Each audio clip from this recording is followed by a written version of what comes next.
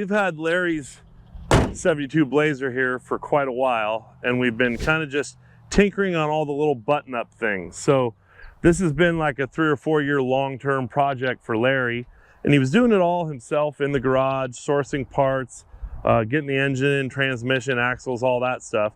We kind of worked with him along the way. He got it to the point where it would start up and drive, and then brought it to us and said, you know, maybe you can button everything up and make it work. So we kind of had to unwind a bunch of stuff and put it back the way we like to do it, but the package came out just bitching. So first off, as you look at it, I'll get my shadow out of the way here. You can see that it's got 8 lug. So Larry put together a 14 bolt rear end and a 44 front 8 lug for this thing. If you sneak underneath here, you can see the 14 bolt sitting in the back. It's pretty original and classic looking. Still has the 1-ton drum brakes, mechanical e-brakes. Went with a rear gas tank, aluminum, with the sending unit and pickup for the LS that we're going to show you a little bit later.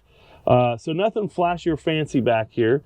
You will see a single exhaust coming out. So this has dual 2.5 into single 3 out the driver's side, very clean on the exhaust. Another thing you can see underneath the back before we move up to the front is it actually has blocks in it. It came in with some really arch springs and we wanted to get a little lower, so we bought OEM replacement rear springs, put blocks in there with our U-bolt and plate kit, and got a really nice ride out of the rear of this thing. As you move your way up to the front underneath, you can see the factory Chevy 8 lug rims that have been powder coated black. Kind of classic and cool. He's going to do some finish up, paint the hubs. As I'm walking around this, you'll see it's not done, but it's really close. Another month of him in the garage to get all the little details, and it's going to be nice. So if you look underneath here, 14 bolt, we went with the 1350 CV rear driveline. Right up here you can see the slip yoke eliminator from T's Cases, because this 205 that he used actually had a slip yoke. So we got rid of that, put a fixed flange, our flat flange for 1350. As you're here, you can see the stainless steel MagnaFlow exhaust. We got a V-band back there, so the tailpipe comes off. Another V-band right up here, so the center muffler section comes off for working on it. So really easy to get to and work on this thing. As you kind of look forward a little bit, you can see the transmission pan and the oil pan of the LS engine. So this Blazer basically has the transmission and transfer case from the donor truck that Larry got the 44 front end, 8 lug, and the 14 bolt from. So it has a turbo 400 in it, and a Dana 44 in the front. So coming up to the front, once again, the factory Chevy wheels, 8 lug, Warren locking hubs. One of the things that we didn't do on this, and I still think it worked out great, is if you come around here to the front, we did not do crossover steering because it's only about 2 inches of lift. So you can see right here, it has the push-pull steering with the raised arm on the knuckle for crossover steering, standard tie rod, Dana 44. So we kept everything in the front just clean and original and didn't go over the top. Underneath, where it matters, is where you get to see the fun stuff. So underneath the hood, you have the 6-liter LS with the Hydroboost brakes, and it has the aftermarket column with tilt.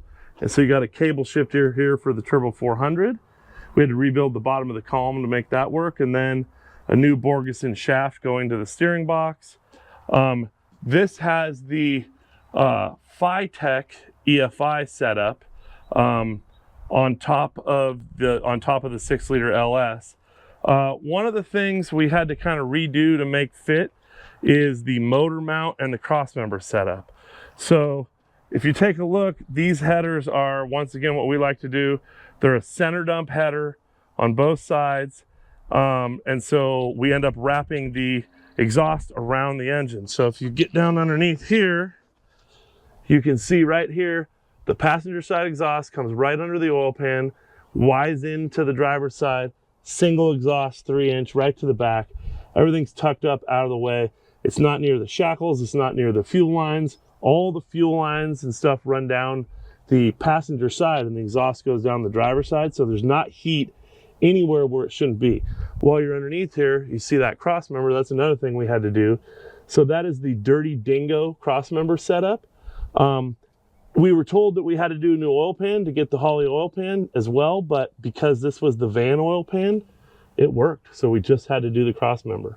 That lowered the engine down and brought it forward into a good spot. Back up under the hood, pretty simple in here. So there's no AC, not a lot of nasty business going on. Something that I don't always like, but it's got dual electric fans hooked up to the control system of the EFI. They come on, it stays cool, it works good. Kind of everything underneath here is really coming out nice, and we're not having any issues. It's not getting too hot, no vapor locking. So it also has the Holley belt drive kit for the front of the LS that tucks all the accessories and the drive belts in really tight. So that came out awesome. If you go there on the passenger side, I'll go on the driver's side. So some of the little details on the interior, he had some nice OEM style seats, but they didn't quite fit. So we had to redo the brackets, make the sliders work, rebuild the seat sliders. Everything slides nice. And then that passenger seat actually tilts forward, operates properly like it's supposed to. Tilt column, and then this has the Dakota digital gauges. We programmed all those gauges, got that all dialed into the system. As you can see, doesn't have any stereo in it yet. No carpet in the floor, no center console. Missing a few detail items, but these are the things that he'll go home and finish up on his own. The e-brake cables aren't hooked up and the mirror isn't done. A couple little details, but all in all, I was a little worried about the Turbo 400 and the 6-liter and 410 gears and 35s. I wasn't sure how it would cruise down the highway because this is a cruiser. It's not like a rock crawler or a hardcore four-wheeler. He wants to run around on Saturdays and enjoy it. And the simplicity of the 400, no electronics, bulletproof, with a 1-to-1 drive with 35s and 410s, you're right around 3,000 RPMs, 2,800 at 65, and it's perfect. It's not revving it up too much. It's simple, it's fine, it works good. So the decision to keep the 400 and keep it simple worked out really good for Larry. I look forward to him buttoning up all the details he's gonna do. I think he's gonna come back to us to put some electric steps on it in the final, but as far as the fit and finish and getting the LS and the drivability and the overheating and the brakes and all the things that are important, it runs ice cold, the brakes work bitchin', the steering works great with the push-pull still. So no need to absolutely go with crossover unless you get up to 6 inches. So awesome Blazer, hope you enjoyed it. Can't wait to get it back and do the final finish up for Larry.